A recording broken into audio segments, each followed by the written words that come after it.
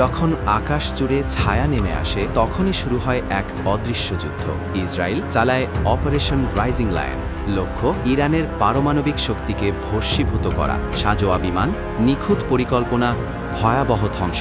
ইরানের আকাশ ছিন্ন ভিন্ন করে দেয় একের পর এক বিমান হামলা। এই অপারেশন যেন ইসরায়েলকে নতুন করে পরিচয় করিয়ে দেয় এক অদম্য সামরিক শক্তি হিসেবে। শেষ মুহূর্তে যুক্তরাষ্ট্রও আসে মাঠে। ডোনাল্ড ট্রাম্প ঘোষণা দেন ইরানের 3টি প্রধান পারমাণবিক স্থাপনা ধ্বংস করে দেওয়া হয়েছে। কিন্তু সবচেয়ে বিস্ময়কর ঘটনাটা তখনও বাকি ছিল। ইরান একটি জাতি যারা চুপ করে থাকার পক্ষপাতী নয়, তারা চালায় পাল্টা আক্রমণ, তবে বিচক্ষণতার সঙ্গে। একটিও মার্কিন প্রাণহানির খবর আসে না। ইসরায়েলের দিকেও নিক্ষিপ্ত হয় একের পর এক ক্ষেপণাস্ত্র। যুদ্ধবিরতির ঠিক আগ মুহূর্ত পর্যন্ত কোনো আত্মসমর্পণ নয়, বরং এক অদম্য সাহসে ইরান নিজেদের রক্ষা করে। একদিকে তারা যুদ্ধ সামলে নেয়, অন্যদিকে প্রমাণ করে তারা কারো কাছে মাথা নত করে না। পশ্চিমারা বছরের পর বছর ধরে ইরানকে সম্ভাব্য পারমাণবিক শক্তি বলে প্রচার করে এসেছে। তাদের দাবি ইরান যে কোনো সময়ে পারমাণবিক অস্ত্র তৈরি করতে পারে, কিন্তু আজ পর্যন্ত তারা দেখাতে পারেনি একটিও নির্ভরযোগ্য প্রমাণ। অন্যদিকে ইসরায়েল,